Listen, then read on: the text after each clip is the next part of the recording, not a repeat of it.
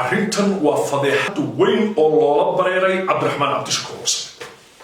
ra'iisul wasaaraha dalka in uu hay'ad dul dhigo ergey uu madaxweynuhu magacaabay sharciga halkeeday ka waafaqsantay haddaan la dulminayn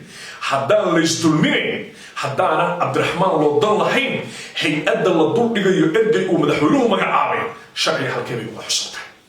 war maxaa keenay in golo wasiiro degdeg la isugu yeero kadibna laga hadlo arrin Cabdiraxmaan khusaysa wixii loo cararayay ma waxay ahayd deeq ma waxa loo wada cararayaa bariiskii iyo digirtii iyo galeydii loo keenay dadka masaakiinta abaaruhu ay daashadeen ma xukuumaddii maanta shaqo ka dhiganaysa hawl Cabdiraxmaan Cabdishakuur uu si mutadawacnimo u qabanayay war shaqaa idin taalo war amnigii baa idin yaalla inaad wax ka qabataan war dib u heshiisiintii baa weli faray ka qodnay war waad cusub tihiin war aan idin qabto war arrintan ceeb ayaa ka dhalanaysa madaxweynihina maxaa ku dhacay ilaa iyo hadda hawshan sarag leh ee u dhaxaysa xukuumadda iyo weliba ergey uu magacaabay madaxweynihina waa ka aamusaya si wax u jiraan halkee bay iska qaban la'dahay arrintu wax badan baan iftiiminayaa muuqaalka markuu kusoo gaaro sii sheergaray sheertu waa dhiirigelinta barnaamijka sii sheergaray soo dhawaada barnaamijkan waxaad ka daawanaysaa facebooka pageka cabdulaahi balwaan ood mar walba kala socon karto barnaamijyada soo gudbiya duufaanka dhaq ah oo weliba bahdil ah ayaa ku socota Cabdiraxmaan Cabdishakuur warsame waa ergey uu madaxweynuhu magacaabay si gaar ah arrinta magacaabistiisa uga hadli doonaa wuxuu ka mid ahaa musharaxiintii u tartamay xilka madaxweyne waa nin taariikh leh waa nin qiimo badan waa nin dulqaad badan waa nin soomaalinimadu ay ku weyn tahay intaa keliya kuma eka madaxweynaha jamhuuriyadda federaalka soomaaliya ayaa magacaabay ergeygaas ergey Cabdiraxmaan Cabdishakuur warsame laguma magacaabin dekreeto qoraa ah ee waxaa lagu magacaabay shir jaraa'id oo live ah asaga iyo ra'iisul wasaare Xamse Cabdi Barre waa labada qof uu madaxweynuhu intuu soo istaagay magacaabay way ka sameeyeen marka awood ahaan dhanka magacaabista maadaama labadooduba uu madaxweynuhu la soo istaagay magacaabistuna waa labo mid waa dekreeto qoran midna waa shir jaraa'id oo toosa sida magacaabista ra'iisul wasaaraha iyo magacaabista Cabdiraxmaan Cabdishakuur warsame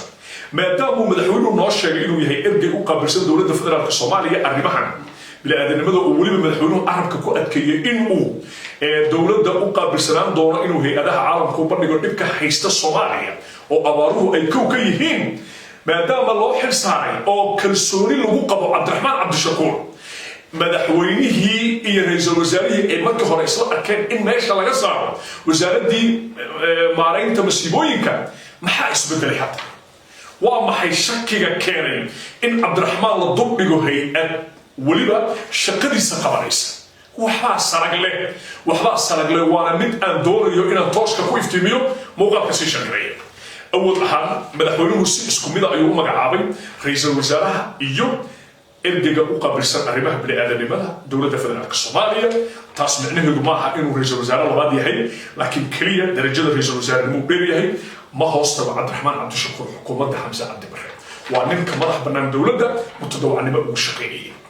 hadda waxaa ii muuqatay in kalsooni darra ay timid maadaama hay'adda la dul dhigay Cabdiraxmaan Cabdishakuur warsame kalsooni darradaasi marka waa midee ma Cabdiraxmaana waxa dhacay ma Cabdiraxmaan dadaalkii iyo lacagta uu soo ururiyo masaakiinta loogu talagalay miya hunguri ka galay dowladdii madaxweyne xasan sheekh maxamuud oo ma waxay hunguriyeeyeen masaakiintaas abaaruhu daashadeen cuntadii la siin lahaa ma carabta lacagaha kaashkay ku shubayso akoonka ayaa la hunguriyeeyey waa maxay sababta looga daba qaatay Cabdiraxmaan Cabdishakuur warsame si kooban ayaan uga hadli doonaa Cabdiraxmaan Cabdishakuur waa nin xifrad u leh hay'addii loo xilsaaray waana sababta isaga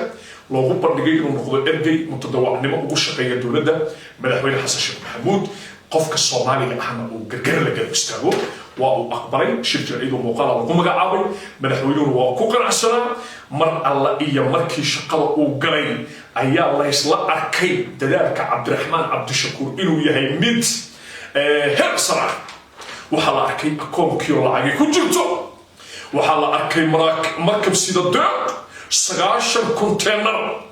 ayuu marqura Cabdiraxmaan Cabdishakuur ugu talagalay dadkaasi masaakiinta 90 isla markiiba mar alla iyo markii la arkay qaylo xafiiskii ra'iisul wasaaraha waa lacagtii waa cuntadii waa lacagtii Cabdiraxmaan wax kale lagu haysta ma jiraan عبد الرحمن الشقة ووضو داعب نمضة كسر يسن متضوع نمضة أيا لودي تيه rag marka ra'iisul wasaaraha u tagay oo golaha wasiirada kamid ah ma magacaabi doono anigoo ilaalinaya tixgelinaya dadka qaar oo ila soo hadlay oo iga codsaday bal inaan arrintan xogaa dib uga sii dhigo anigoo ka sheekeynaya laakiin ma magacaabayo raggaas waxay u tageen Hamza waxay ku yiraahdeen waa shaqo noomada taalaba anaga war ma xukuumadan u dhisnay in abaara ay aadayado amnigii gacanta ka baxay madaxweynuhu ergey ayuu ugu talagalaya iimaanka Allah uu buuxiye iimaan Allah uu buuxiye tajiya bahasha naga tajiya way u tageen حمزة وتجر وحينا حمزة وأنا وحنا نومهر أرنتي وإذا عبد الرحمن عبد الشكور قاتل مركز وحمزة يسوون حبيرات وحسوي أيو شجرة يسوي يعني وليه وزير هذا كدبنا وحليله أدبينو مجاعوني أو مسيبوين كأ أو أريمها سقبر يسوي لي رئيس الوزراء تكليكم أكانه أنتوا سو استعجل شيء سنتين يدو حكومي باش عالم كوحان فريا إن هي أدان على شقيه هذا كسبي عنو نجيش marka haduu yiri beesha caalamka hay'adaha deeqda bixiya iyo waliba kuwa qeyriga ah waa in ay hay'adda la shaqeeyaan taabiciinadu wuxuu noqonayaa Cabdiraxmaan daaqadan ka tuurnay sharcigu u leeyahay marka ra'iisul wasaare Xamse Cabdi Barre in uu kansalo ergey uu madaxweynuhu soo magacaabay hadana uu sharciga ka hadlaynaa sharcigu u leeyahay jawaabtu waa bay sharcigu madaxa hay'addan inuu dulmiga marka maxay noqonaysaa dulmi bareer ah oo Cabdiraxmaan Cabdi Shakuur loo geystay إلا إيه هذا مدحونيه مجا عبي عبد الرحمن عبد الشكور أرنتن وكهذا اللقية محقق مسيء مدار حسن الشيخ محمود أرنتن حكومته أي وضع محقق هذا اللقية ما حسن الشيخ قرأسن عشر قرأسن ما هو حاجته أرنما كلام ومدحونه هذا وحيرينيو سيدي وحجرة وحنا وقت قليل ما كحفيز كمدحونها إن عن أقول قالوا أرنتن هي صوت مدحونه وأمسية وحنا إيش شيء إنه مدحونيه يكون قنعينيو مدار عبد الرحمن عبد الشكور وصبح إنه لا شقيو هي أبدأ ورئيس الوزراء مقعها هذا الكلمة سيف عنه رئيس وحو مدحونيه عبد الرحمن عبد الشكور كرات لنا إنه لا شقيو هي أدي ومقعاوي رئيس الوزراء ولبنا وهوستغو وزارة أهربها كده إذا كنت دارين بل سيدا منك الله ظلمينيو ومضي هاي صوماليا سيفي عنه بجيست ورما دكريت مدحويني أيها حكومة هوستكت ورما مدحوينه قفوا مقعاوي محا كان قرأي حكومة وحا سرق لك مدحوينه مركوا كل جنيه عبد الرحمن وحوليه أنا كبير عبد الرحمن آموس أرنتان كهلم أرنتان كآموس إلا أنا يسوع قرمه إلا يو أفرتنيس ديسا شن معلومات طبعا معلومات السي ومركي هي أدو هول قشة كدبنا هي أدرسي أي ولا تكتو ورقد أولان عبد الرحمن قرين ورما عربتي لجبري إن الصومالية قرب استبتو هدي لبا ورقد لوجي هي أدو رئيس الوزراء وطبعا إن عكا على رئيسه إن أنا أوكا على رئيسه أرجع ومدحوني دورتي ده هو أنت هذا لا وحنا مركب عبد الرحمن عبد الشكور الله عبد الرحمن أرتو كرسي إلى هندرتي بقى قبضتين متدوعني بقى قبضتين ومضى كنا حضي أنا وكلهم أيوة وما قدرتد وحكوا نفس ما راح إن مضى وشقيسو شرعي واجب هوية إن حل بقى كم إذا برا مكان تحي أرتو تصور كجوب بدرية عرنتن حدات كأمست وجو بريتو حلو وجو إيرينتونا ديق دي لوجو ترجلي أرمها جرجار كولون صبي عبد الرحمن عبد الشكور ملنا إيجا الأخرى عبد الرحمن وملكو غرا بريتان خطوصيا إلو بو إذا يحدادا أريتان ميل إسكساري سيد ميل إسكساري مدحوينها الشيء إلو كوغو مقعابي شير جرائد أو أوفيشيال أديك إيا رئيس الوزراء إيا قرادة رئيس الوزراء قدال كريا حيسان وحشقاء أينا إسكولا حين إيا أرمها أديك محاولو مقعابي هوشا إن دولة كلا شقيسو arrimaha musiibooyinka adiga oo beesha caalamka iyo hay'adaha deeqda bixiga ka soo qaaday Soomaaliya maanta maxaa leeyahay hay'adaha u xirsan arrintan haduusan madaxweynuhu adiga ku hoosgeyn oo adigu aadan number 1 noqon hay'adii uu ra'iisul wasaaruhu magacaabana aynan adiga ku hoosgeyn ogow fadeexada kugu soo socota waxay noqon doontaa in lagu eedeeyo konteenarka ku maqan lacagtii ay bixisay dawlad hebel Cabdiraxmaan Cabdi Shakuur baan leeyahay ayaa soo socota أنا أرنتان مرة مفيلم وعن إصلاحها دولة دي مدحوينة حسن الشيخ محمود iyo xukuumaddii dee waa dowlad shacabka soomaaliyeed taageero ka haysata lagu kalsoon yahay ayaa maanta soo istaagi doonta in container ay isku qabsadaan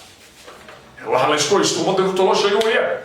waa un containeradaasi la keenay weeyaan maxaan ku caddayn karaa maalin dhaweyd maxaa dhacday xafiiskii ra-iisul wasaaraha wuxuu yidhi 9 container xafiiskii mudane cabdiraxmaan cabdishakuur warsame wuxuu yidhi 40 sheekada sidii loo qaylinayay loo fadeexaynayay marba dhinac loogu sheegayay waa warayda socotay markii dambe waa qalada dhacay haye 9 40 ka wada arrintaas waxay tusaale u tahay ceebta la ceebayn doono cabdiraxmaan cabdishakuur hadduu aqbalo arrinta hadda socota waa xaqiiqo waa mid asaga lagu dhaawacayo waa xaqiiqo waa mid sumcadiisa lagu dhimayo waa xaqiiqo muujinaysa in markii dantii laga lahaa oo ahayd inuu arrintan furfuro khibradiisa laga faa'iidaysanay inuu arrintii furfuro markuu arrintii furfuray oo u kurgalay oo wax walbaba uu xalliyey oo arrintii bannaanka keenay rag baa ka daba ordayay weliba waxaa jira ra-iisul wasaare xamse cabdi barre dadka ka shaqaynaya oo ra-iisul wasaaraha ku buushgaraynaya oo leh war ninkaan soo qabo war saamayntiisiibaa cid ka tagtay war waa ka hawadu maraya war waa naga sara maray madaxtooyadiibuu ka sarreeyaa soo celi annaga nala siin nahoos keen fiil ninkan muddo dheer ayuu howshaan waday soo maha waqti badan ayuu geliyay gobolladii waddankuu tegay amarkii madaxweynuhu qaatay hadda sheeko aniga aan saadaalinayo mid wanaagsan ma aha dowladda eedi doonta horu socodka dowladnimo ee maanta laga shalaayay doona war cabdiraxmaan waa nin miisaan culus leh ninkaan gardarrada iyo fadeexadda aad ku wadaan war hoy ka jooga war ka jooga ninkan miisaanka culus ee dheer hadduu ku biiro mucaaradka waxbaa sarag leh wax badan oo culays ayaad arki doonta meeshay baahashu ka qurunsan tahay anaa runta idin sheegay meeshay baahashu ka qurunsan tahay waa kooban tahay arrintoodo meel kalena ma ah waxa weeye waa bartaa ah hay-adda lacagihii ay soo qabatay cabdiraxmaan uu gacanta ku dhigay bangigaa buuxa markii la arkay bangigiioo buuxa markii la arkay raashin yaalla markii la arkay wax walba in la isdur saaray dad baa dee ilaahay baa deeqda bixiye imaan allah ur buuxiye dad bayba bahasha ka tegay markaasaa la wada qaylinaya cabdiraxmaan cabdishakuur warsame kullay anigu wax kale oo aan hadda ku leeyahay ma jiro haddaad taladeeda qaadatana alxamdulilah waa kula jiraa haddaad taladeeda diidana rabbil caalamiin ragga aad la shaqaynayso hadda kula dardaarmi maayo in badan waa ku sheegi doonaa laakiin bahasha hadda siday u socoto ragga aad la shaqaynayso waxay kula raadinayaan fadeexad kale haddaadan ka dhiidhin oodan madaxweynaha ku oran waa inuu arrintan degdeg usoo farageliya 24 saac ayay hadda maraysaa waqtigii adiga lagu dulmiyey ilaa haddana madaxweynihii lama hayo madaxweynuhu 48 saac gudahood hadduu arrintan ka soo hadlo cabdiraxmaan waa badbaadaya sharaftii iyo sumcadda uu leeyahayna lagama dhaawici doono cabdiraxmaan oo arrintan ka gaabsaday iyo madaxweynihii oo aamusan haddaad aragtaan waxaa soo socda maanta muuqaalkan facebooka pageka cabdilaahi balwaan ku jiray ميرسي دكتور أنك يا بيتوني ويحبوا سكرنا إيش أبوه يكون حرنو بيج كفيسبوك عبد الله بلوان ميل كلا وفيسبوك ودي كده وكري سمجت مقال كان كلية بيج كفيسبوك عبد الله بلوان هي كده وكتايتر برنامج كده بدو كل مدرون مع بلوان ويدلين ميل كستو أجوبتان يبتكلي